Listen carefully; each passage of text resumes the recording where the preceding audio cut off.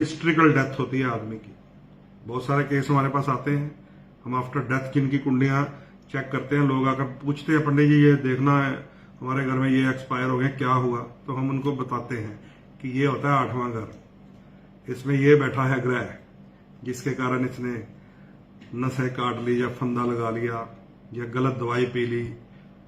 चंद्र राहु डूब के मर जाता है कोई 8वें घर में हो, तो ये भी बड़ा मिस्ट्रिकल हाउस है। ये भी हमारे गुप्त अंगों का सूचक है, जनन इंद्रियों का। उसके बाद भाग्य स्थान 9वां घर, धर्म का घर होता है 9th हाउस, भाग्य का घर होता है, यात्रा का वो पड़ाव होता है। कई बार हम विदेश यात्रा के बारे में पूछते हैं तो 12वां घर और 9वां घर और 8वां घर, इन तीनों का कॉम्बिनेशन बता देता है।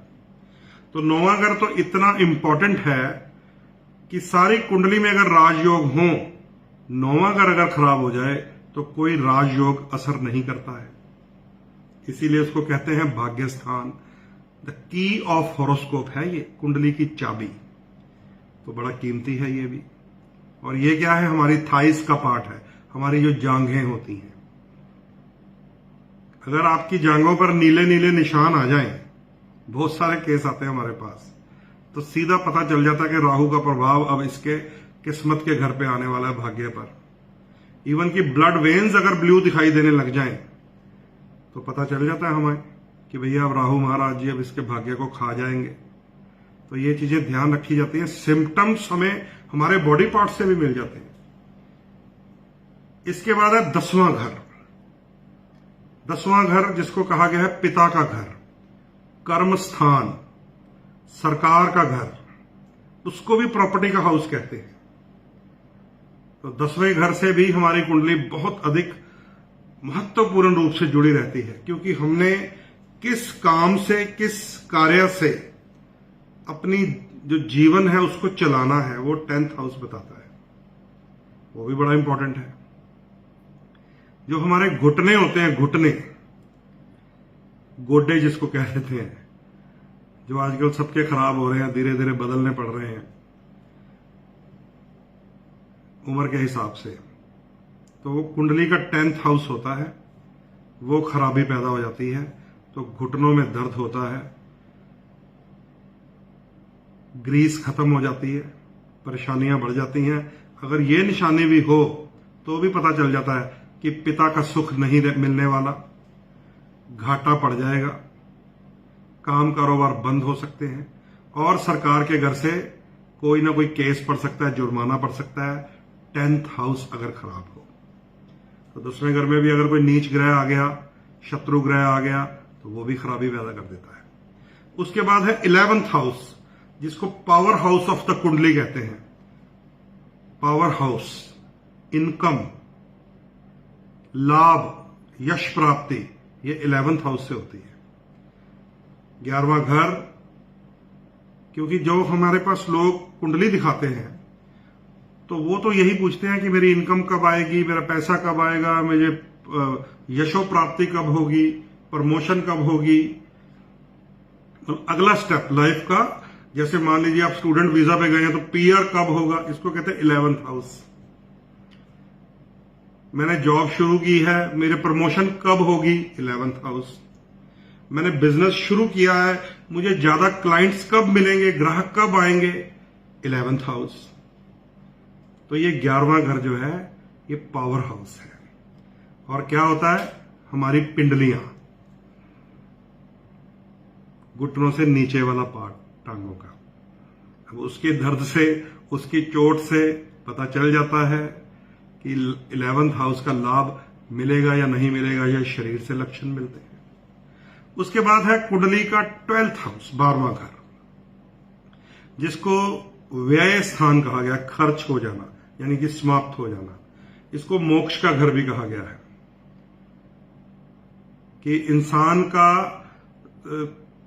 100 से नीचे गिरना, 0 पे जाके शून्य हो जाना, वो 12th हाउस होता है। उसका संबंध भी मृत्यु स्थान के साथ है। ये जो मारक भाव होते हैं ना, 2, 7वां, 8वां और 12वां, ये मारक स्थानों में आ जाते हैं। मृत्यु के साथ इसका भी संबंध है। क्योंकि ये जीरो कर देता है, इंसान को शून्य कर देता है अगर नेगेटिव हो जाए।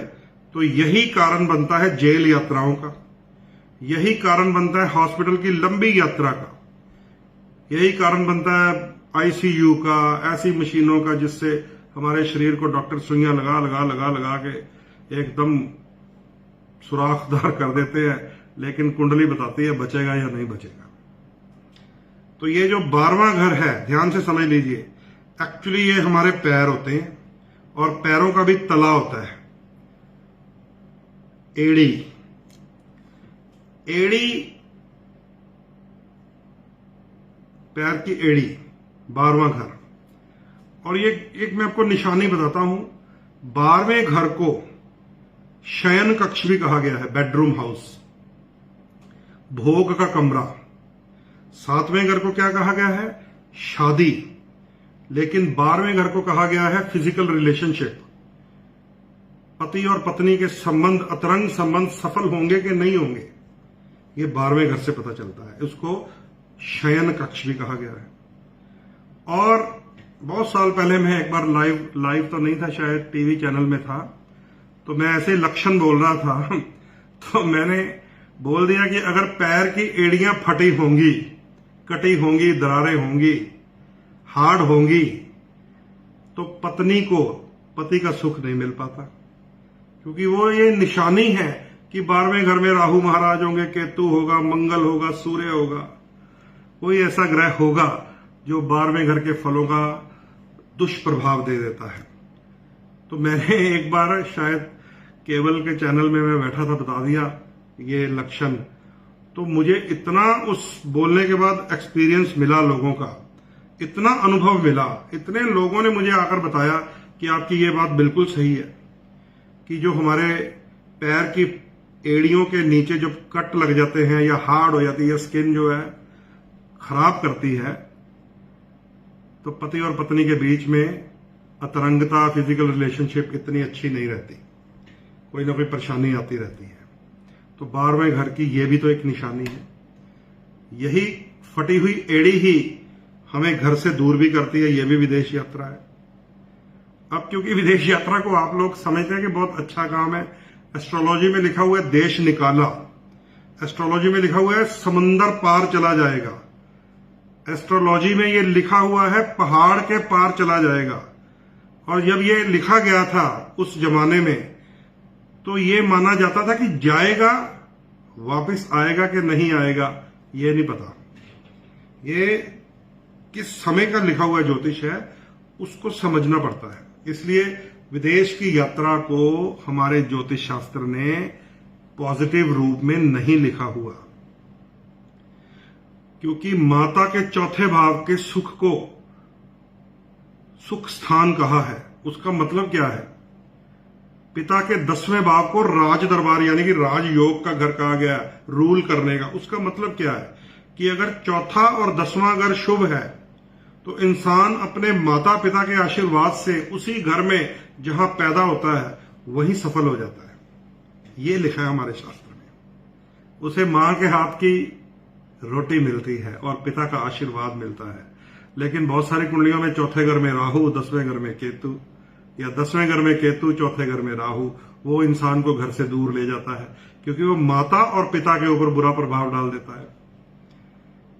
तो ये समझना पड़ेगा। आजकल तो लोग आते हैं, पंडित जी वीजा लगेगा कि नहीं लगेगा, तो हम तो भाई आप जो क्वेश्चन पूछ रहे होते हैं उसका उत्तर दे देते हैं, लेकिन हमें पता होता है कि मुसीबत का दरवाजा खुद खटखटा रहा है, वीजा लगेगा कि नहीं लगेगा। क्योंकि ज्योतिष पढ़ते हैं ना हम, हमारे लिए तो ये देश निकाले की बातें हो रही है। दूसरे देश में जाकर क्या स्ट्रगल, क्या संघर्ष, क्या कुछ नहीं करना पड़ता, फिर ये उसी को पता होता है। वो जब सबको बताता भी नहीं है, हमें तो बता देते हैं लोग, आके कन्फेशन कर देते हैं कि भाई आपने सही कहा था। वो लोग मिलते हैं जो 10-10 साल बाद आ जाते हैं वापस, 20-20 साल बाद भी मिले हैं। आजकल व्हाट्सएप ने बहुत इजी कर दिया है, वो जाते ही बताना शुरू कर देते हैं, पंडित जी आ तो गए हैं, लेकिन अगर कोई चांस मिल जाए ना तो वापस आ जाएंगे अपने देश। वो लोग अभी भी कहते हैं हमें, जो 15-15, 20-20 साल हो गए वहां पे। हालांकि वहां पे उन्होंने मॉर्गेज में अपने घर भी बना लिए, मॉर्गेज में गाड़ियां भी। मॉर्गेज वर्ड यूज रखना, शब्द को, इसको याद रखना अगर फॉरेन में रहना है। मॉर्गेज, उसके बिना वहां जीवन नहीं है। हम कहते हैं ना भारत में महंगाई है, टैक्स है, वहां इतना ज्यादा टैक्स है, जाके पता चल जाएगा आपको। तो मॉर्गेज से जिंदगी जी जाती है। चाहे आप यहां बैठकर लोगों की पोस्ट देखें कि यहां घूम रहे हैं, ये गाड़ी ली हुई है, वो सुंदर, ये ड्रिंक ले रहे हैं, पार्टी कर रहे हैं। मॉर्गेज शब्द याद रखना, वो उलझे रहते हैं उसमें। तो ये 12वां घर होता है भाई। इसको आप लोग आजकल बड़े खुशी से एक्सेप्ट करते हैं, विदेश यात्रा। तो ये जो 12 घर है, मैंने थोड़ा सा टाइम लगा दिया आपको बताने में, स्पेशली इसलिए लगाया है कि आपको मैंने ये बताना है कि कुंडली है क्या। क्या हमारी इस कुंडली का और हमारे जो श्राद्ध चल रहे हैं उनमें किए जाने वाले तर्पण का कोई संबंध है? ये आज हमारा टॉपिक है, क्योंकि हमें बहुत सारे मैसेजेस आते हैं। तो ये जो कुंडली के 12 घर हैं, लगन से लेके 12th हाउस तक, जिसके बारे में मैंने आपको थोड़ा थोड़ा बता दिया है, इसको भी आप शेयर कर लीजिए अपनी प्रोफाइल पे। ये भी आपके काम आने वाले टॉपिक शुरू हुआ पड़ा है। ये जब 12 खाने हमारे जन्म लेते ही जब हम नोट करते हैं हमारा date of birth, time of birth और प्लेस ऑफ बर्थ, और जन्म पत्रिका बनाते हैं हम,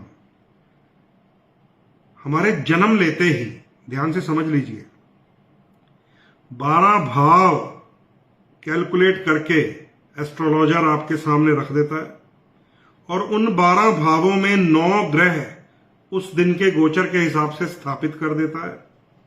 जन्म नक्षत्र के अनुसार आपके जन्म के समय किस ग्रह की दशा में आप पैदा हुए हैं वो आपको कुंडली में लिखकर दे देता है। अब अभी तो आप पैदा हुए हैं, अभी तो आप दुनिया में अभी आए हैं, समझ लीजिए, मान लीजिए 5 मिनट बाद, तो आपने तो कुछ किया ही नहीं है अभी। आपकी कुंडली में जो 5वें घर में राहु है, आप तो अभी 5 मिनट के हैं। पंडित जी कह देंगे पढ़ाई नहीं अच्छी करेगा। वो कहता मैंने तो अभी दुनिया देखी नहीं है, पहले ही मेरे बारे में बोल रहे पढ़ाई अच्छी नहीं करेगा। 7वें घर में मंगल को देख के पंडित जी कहते हैं मंगलिक है, शादी इसकी ज्यादा सफल नहीं होगी। वो 5 मिनट का बच्चा, 10 मिनट का बच्चा सुन रहा होता है, वो कहता मैं तो अभी दुनिया में आया हूं, पहले ही बोल दिया मेरी शादी अच्छी नहीं होगी। मैंने किया क्या है? मैं तो बिना कपड़ों के आया हूं दुनिया में। कुंडली में लिखा होता है।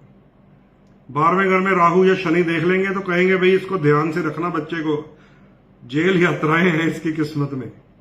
पंडित जी उस बच्चे को बोल देते जिसका अभी जन्म का समय 10-15 मिनट का नहीं होता, जब आप गंडमूल पूछने जाते हैं। तो वो बच्चा कहता है भी मैंने क्या किया है? मैंने तो कोई जुल्म नहीं किया, कोई क्राइम नहीं किया, किसी को मारा नहीं, छेड़ा नहीं, गाली नहीं निकाली, अभी तो मैं पैदा हुआ हूं, मुझे कह रहे हैं जेल यात्रा वाली कुंडली है, मैंने क्या किया है? अब समझ लीजिए ये कुंडली में क्यों आते हैं। ये सब कार्य आपने किए हैं। कब किए हैं? जब आप कर रहे थे, और पिछले जन्म की ये बैलेंस शीट अब आपके हाथ में आ गई है, जिसको आप भुगत कर आए नहीं, अब आपको वो भुगतना पड़ेगा। वो बालक या बालिका जो अभी पैदा हुई है, 1 दिन की है, 2 दिन की है, उसके बारे में जब कुंडली में लिखी बातें बोली जाती हैं, उसके मन में तो आ रहा होगा कि मैंने क्या किया है, लेकिन किया है। वही ग्रह हमारे इस जीवन को, जिस जीवन में हम अब आ गए हैं, यानी कि वर्तमान को, प्रेजेंट को, हमारे पास्ट के कर्मों का लेखा जोखा लेकर बैलेंस शीट बनाकर हमें हमारी कुंडली में मिलते हैं ये 9 ग्रह। 12 घरों में 9 ग्रह मिलते हैं। अब हमारे साथ इस जीवन में क्या होना है? सफलता मिलनी है, असफलता मिलनी है, शादी सफल होनी है, शादी टूटनी है, प्रेम संबंधों में बदनामियां मिलनी है या सक्सेस मिलनी है, एक्स्ट्रा मैरिटल रिलेशन में खराबियां पैदा होनी है, या चलो कुछ ना कुछ चलता रहेगा। ये सारा कुंडली में जो लिखा होता है हमारे पूर्व जन्मों के कर्मों का लेखा जोखा होता है, जो हमारे साथ इस जीवन में अभी होना है। ये जन्म के समय बताया जाता है। और मान लीजिए उस कुंडली में जो आपके जन्म लेते ही आपके हाथ में आ गई। ज्योतिष अनुसार जो हमारे दोष